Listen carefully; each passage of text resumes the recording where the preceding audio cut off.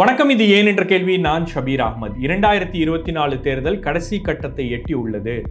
இந்த 6th and 7th phases of polling அப்படின்றது ஒரு ரொம்ப முக்கியமான கட்டம். இந்த ரிலே ரேஸில் அந்த கடைசி லேப் எப்படி ரொம்ப முக்கியமோ அந்த அளவுக்கு அரசியல் கட்சிகள் இந்த 2 ரவுண்ட்ஸை கன்சிடர் பண்ணுறாங்க.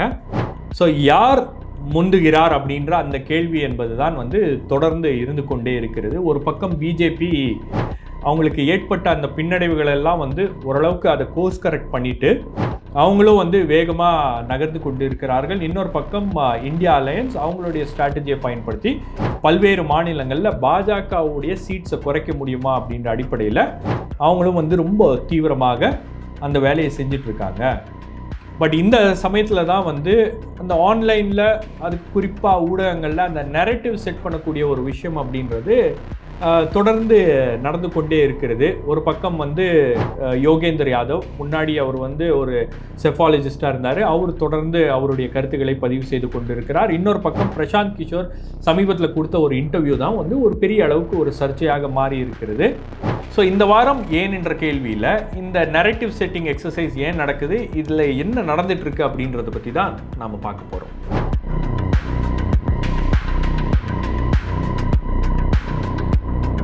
இந்த விஷயத்தை பற்றி பேசுகிறதுக்கு முன்னாடி ஒரு சின்ன request and reminder. News minute Tamil, news laundry நாம் இப்போ ஒரு கம்ப்ளீட் ஆட் ஃப்ரீ பிளாட்ஃபார்ம். எந்த விதமான அரசாங்கம் சார்ந்த விளம்பரங்களோ அரசியல் கட்சிகளுடைய விளம்பரங்களோ கார்ப்பரேட் ஆட்ஸோ இல்லாமல் இயங்கக்கூடிய ஒரு தளம், முழுக்க உங்களுடைய ஆதரவோடு இயங்கக்கூடிய ஒரு தளம். நாங்கள் செய்கின்ற இந்த வேலை தொடர்ந்து செய்ய வேண்டும் என்று நீங்கள் நினைத்தால் இந்த QR கோட் மூலமாக உங்களுடைய ஆதரவை எங்களுக்கு தெரிவிக்கலாம். உங்களுடைய ஆதரவு தெரிவிப்பீங்க என்ற நம்பிக்கையின் அடிப்படையில் நம்ம இந்த நிகழ்ச்சிக்குள்ளே போகிறோம். So political strategist Prashant Kishor சமீபத்தில் இந்த வயர் பத்திரிகையுடைய ஒரு மூத்த ஊடகவியலாளர் கரண் தாப்பருக்கு ஒரு இன்டர்வியூ கொடுக்குறாரு. அந்த இன்டர்வியூவில் பாஜகவுடைய ப்ராஸ்பெக்ட்ஸ் எப்படி இருக்குது அப்படின்றத பற்றி அவர் தொடர்ந்து கேள்விகளை கேட்குறாரு.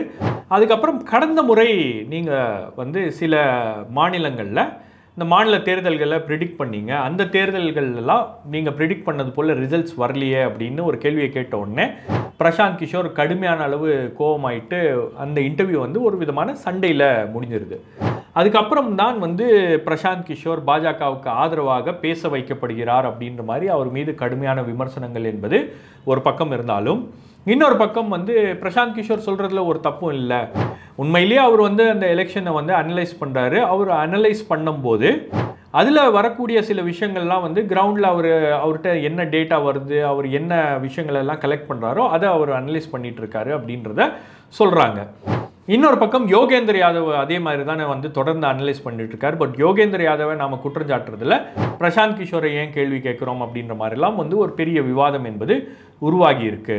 ஸோ எல்லா ஊடகங்களையும் கையில் வைத்துக்கொண்டு அந்த நரேட்டிவ் பாஜகவுக்கு எதிராக போய்விடக்கூடாது அப்படின்றதுல ரொம்ப கவனமாக இருக்காங்க. ஸோ அதனால் எல்லா ஊடகங்கள்லையும் பார்த்தீங்கன்னா ஒரே மாதிரி இன்டர்வியூ இருக்கும், ஒரே மாதிரி பேனல் டிஸ்கஷன் இருக்கும். அதே போல் உங்களுக்கு பிரைம் மினிஸ்டர் இன்டர்வியூ கொடுக்குறதே பார்த்தீங்கன்னா யாரெல்லாம் ரொம்ப சாஃப்டாக கேள்வி கேட்கக்கூடிய பத்திரிகையாளர்கள் தான் பிரைம் மினிஸ்டர் இன்டர்வியூ கொடுக்குறாரு. யாராச்சும் கடுமையான கேள்விகளை கேட்பாங்க அப்படின்னா அந்த மாதிரியான இன்டர்வியூஸ்லாம் இது வரைக்கும் பிரதமர் நரேந்திர மோடி கொடுத்ததாக தெரியவில்லை.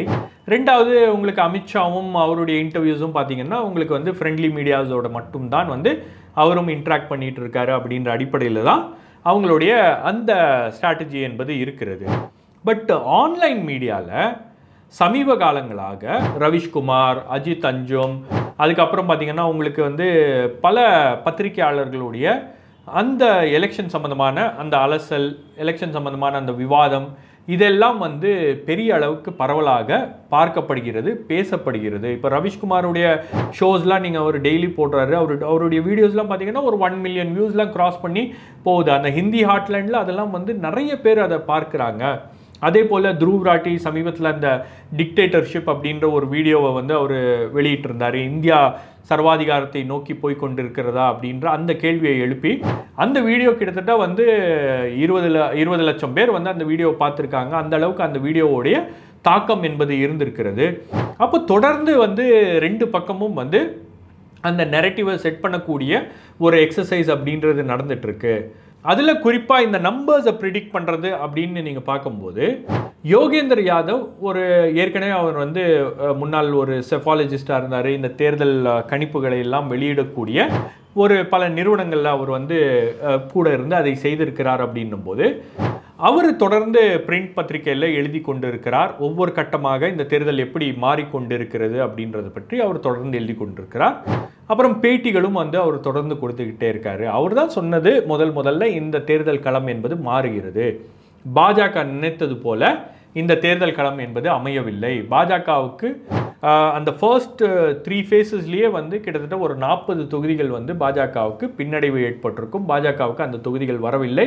இப்போ அவருடைய கணிப்பு என்னவாக இருக்கிறது அப்படின்னு பார்த்தீங்கன்னா பாஜக கிட்டத்தட்ட ஒரு 60 சீட்ஸில் வந்து அவங்களுக்கு ஒரு பின்னடைவு என்பது இருக்கும் அப்படின்றது தான் அவருடைய கணிப்பாக இருக்கிறது. ரெண்டாவது அவர் என்ன ரொம்ப ஆணித்தரமாக சொல்லக்கூடிய விஷயம் என்னன்னா பாஜக அந்த மெஜாரிட்டி மார்க்கை அவங்க கிராஸ் பண்ணல. 272 ஆட்சி அமைப்பதற்கு உங்களுக்கு தேவையான எம்பிஸ் வந்து 272. அந்த நம்பர்ஸ் வந்து பாஜகவுக்கு வருவதற்கான வாய்ப்பே இல்லை அப்படின்னு உறுதியாக அவர் சொல்லுகிறார். மகாராஷ்டிரா, பீகார், ராஜஸ்தான், கர்நாடகா, அதுக்கப்புறம் வந்து உங்களுக்கு யூபி தான் வந்து இருக்கிறதுலே ஒரு மிக முக்கியமான மாநிலம். ஸோ எல்லாருக்கும் வந்து இந்த யூபியில் என்ன நடக்குது அப்படின்றது ஒரு மிக முக்கியமான ஃபேக்டராக இருக்கிறது. யோகேந்தர் யாதவ் பொறுத்த வரைக்கும் கடந்த முறை யூபியில் பிஜேபி வந்து 62 இடங்களில் அவங்க ஜெயிச்சாங்க. இந்த முறை அதே நம்பர்ஸ் அவங்களுக்கு வராது. ரொம்ப சிரமம், ரொம்ப கஷ்டம். ஒரு பக்கம் வந்து யோகி ஆதித்யநாத்துடைய ஆட்சி வந்து சிறப்பாக இருக்கிறது அப்படின்னு மக்கள் நினைத்தால் கூட இன்னொரு பக்கம் அந்த அதிருப்தி என்பது அதிகமாக இருக்கிறது. ரெண்டாவது பல மாநிலங்களில் அந்த காஸ்ட் ஃபேக்டர்ஸ் அப்படின்றது வந்து இந்த தேர்தலை வந்து டாமினேட் பண்ண ஆரம்பிச்சிருச்சு. இது ஒரு நார்மல் எலெக்ஷனாக மாறிவிட்டது. 2014 2019 கம்பேர் பண்ணும்போது இந்த எலெக்ஷன் வந்து இந்தியாவில் நடக்கக்கூடிய ஒரு நார்மல் எலெக்ஷனாக இது மாறி இருக்கிறது. அதனால தான் இந்த தேர்தலில் பெரிய அளவுக்கு ஒரு வேவ் அப்படின்றது இல்லை. ஏன்னா 2014 நாம் வந்து ஒரு மோடிக்கு ஆதரவான ஒரு அலை அப்படின்றது இருந்துச்சு. 2019 அந்த பாலாகோட் ஸ்ட்ரைக்ஸ்க்கு அப்புறம் மோடிக்கு ஆதரவான ஒரு அலை என்பது இருந்துச்சு. இந்த தேர்தலில் பலரும் வந்து பாஜகவை ஆதரிக்கக்கூடியவர்கள் என்ன சொல்கிறாங்கன்னா ப்ரோ இன்கம்பன்சி எலெக்ஷன் அப்படின்றாங்க. ஆனால் இது ப்ரோ இன்கம்பன்சி கிடையாது. இந்த அரசாங்கத்தின் மீது கடுமையான அதிருப்தி என்பது இருக்கிறது அப்படின்னு அவர் வந்து தொடர்ந்து பேசிக்கொண்டு இருக்கிறார். ஸோ இவர் ஒரு பக்கம் பேசிக்கிட்டு இருக்கும்போது இந்த நரேட்டிவ் பெரிய அளவுக்கு வந்து ஒரு தாக்கத்தை கிரவுண்டில் ஏற்படுத்துது. பலரும் அதை விவாதிக்கிறார்கள். பல ஊடகங்கள், அதாவது குறிப்பாக யூடியூப்பில், அதுக்கப்புறம் சமூக வலைதளங்கள்லாம் இது ஒரு பெரிய விவாத பொருளாக மாறுகிறது அப்படின்னும் போது இன்னொரு பக்கம் பிரசாந்த் கிஷோர் வந்து பேசுகிறாரு. பிரசாந்த் கிஷோர் என்ன சொல்கிறாரு அப்படின்னா பாஜகவை வந்து நீங்கள் வீழ்த்த முடியாது. பாஜக இன்னும் வந்து ஒரு அட்வான்டேஜஸ் பொசிஷனில் தான் இந்த எலெக்ஷனில் இருக்குது. BJP is in pole position அப்படின்றது தான் வந்து அவருடைய கருத்தாக இருக்கிறது. அவர் ஜனவரி மாதத்துலேயே பேட்டிகள்லாம் கொடுக்கும்போது பிரசாந்த் கிஷோர் சொன்ன விஷயம் என்னென்னா பாஜக மீண்டும் ஆட்சியை பிடிக்கும், இந்த ராம் மந்திர் பெரிய அளவுக்கு ஒரு இம்பேக்டை கிரியேட் பண்ணோம் அப்படின்லாம் வந்து தொடர்ந்து பேசிகிட்டு இருந்தார். ரெண்டாவது பாஜகவுடைய மிஷினரியை பற்றி அவர் வந்து ரொம்ப சிலாகிச்சு பேசி கொண்டிருந்தார். குறிப்பாக பிரசாந்த் கிஷோருடைய அட்டாக் அப்படின்றது நீங்கள் பார்த்தீங்கன்னா ஒரு அந்த காங்கிரஸ் பார்ட்டி மீதான அந்த அட்டாக்கை வந்து அவர் குறைக்கவே இல்லை. அதுக்கப்புறம் காங்கிரஸ் பார்ட்டியுடைய அந்த மேனிஃபெஸ்டோ பெரிய அளவுக்கு ஒரு பேச்சு பொருளாக மாறும்போது பிஜேபி அதை வந்து பிரச்சாரத்தில் எடுத்துகிட்டு போய் பிரதமரே அதை முஸ்லீம் லீக் மேனிஃபெஸ்டோ, அந்த மேனிஃபெஸ்டோவில் வந்து ஒரு நக்சல் சாயம் இருக்கிறது அப்படின்லாம் பேசும்போது கூட இவர் வந்து அந்த மேனிஃபெஸ்டோ வந்து பெரிய அளவுக்கு மக்களை ஈர்க்கக்கூடிய ஒரு மேனிஃபெஸ்டோ இல்லை அப்படின்ற அளவுக்குலாம் வந்து தன்னுடைய கருத்துக்களை தெரிவித்து கொண்டிருந்தார். அதில் அவருக்கு ஒரு கான்ஃப்ளிக்ட் ஆஃப் இன்ட்ரெஸ்ட் இருக்குது. அவர் தொடர்ந்து இந்த மாதிரி பேசிகிட்டு இருக்கார் அப்படின்றதுக்கு ஒரு கான்ஃப்ளிக்ட் ஆஃப் இன்ட்ரெஸ்ட் இருக்குது. அப்போ பிரசாந்த் கிஷோர் ஏன் பேசுகிறார் அப்படின்னா இன்னைக்கு இருக்கக்கூடிய சூழலில் பார்த்தீங்கன்னா பாஜகவுக்கு ஆதரவாக இருந்த ஊடகங்கள்லாம் அந்த எஃபெக்டை அவங்களால கொடுக்க முடியல.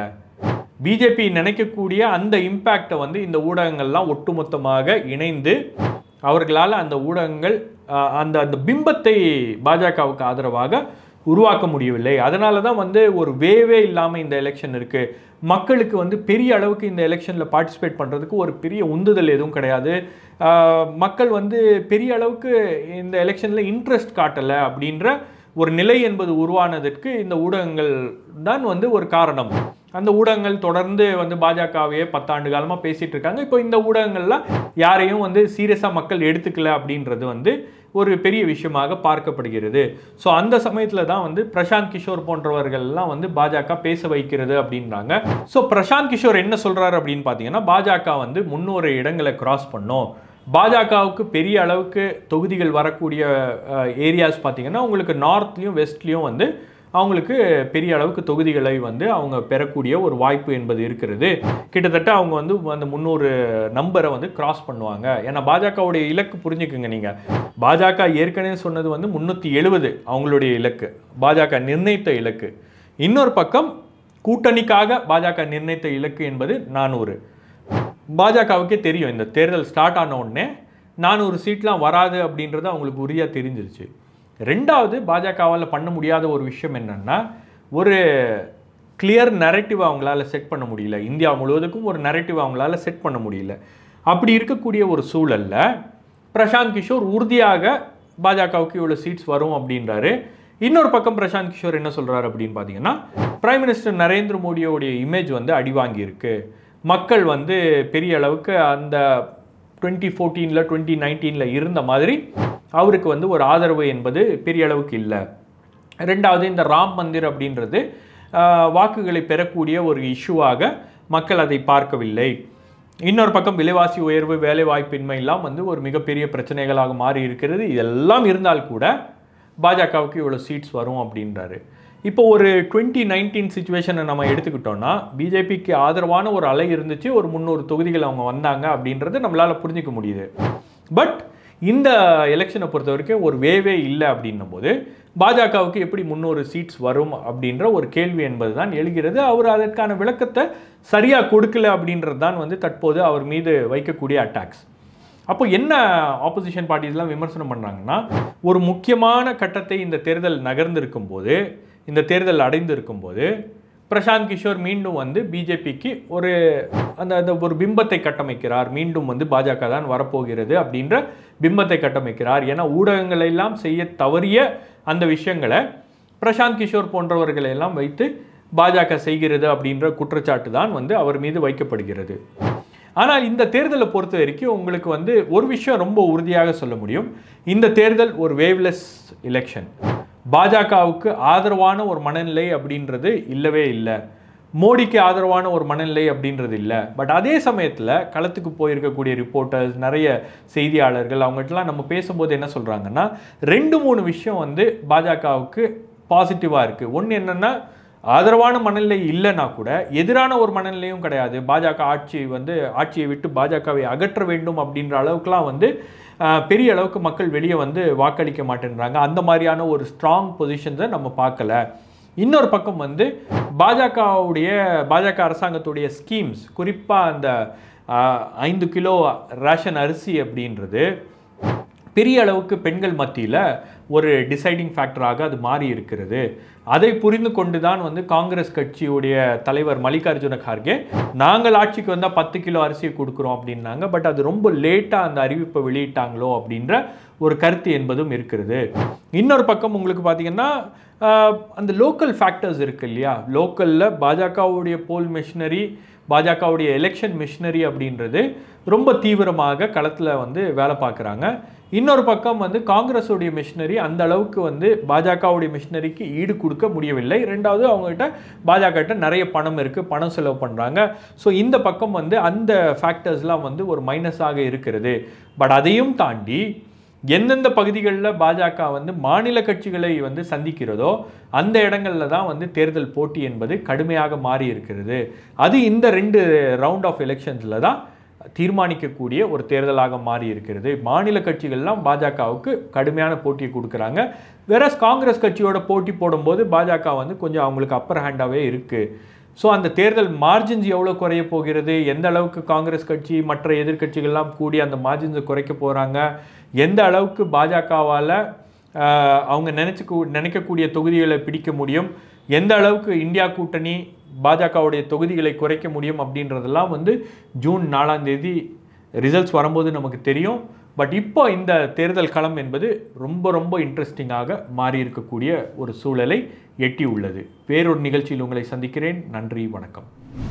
This election season, your right to choose puts you at the heart of it again. We'd like to be your eyes and ears. Choose the journalism and media that serves democracy and you. Simply head on to newslaundry.com/subscription and pick up the TNMNL joint subscription of your choice today.